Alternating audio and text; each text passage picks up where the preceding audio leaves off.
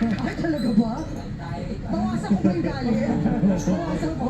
Bigla mo na lang hindi bigla na lang sa loob ng mga una ng mukha. Kita mo? Nag-away kami ng daddy mo. Umiiyak siya. Mag-sorry ka sa daddy mo. Nag-away kami.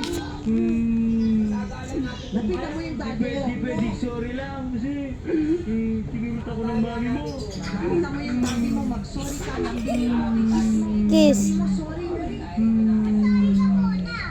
Oo nga naman. Babalikan ko daddy mo. Ikaw naman pala mag-sorry. Bakit hindi ka mag-sorry doon sa Hindi, mata? totoo naman. Di pa siya naliligo eh. Amoy araw siya eh. Nasaan yung kuweba? Nasaan? Ba't hindi na mabasa yung buhok ko eh?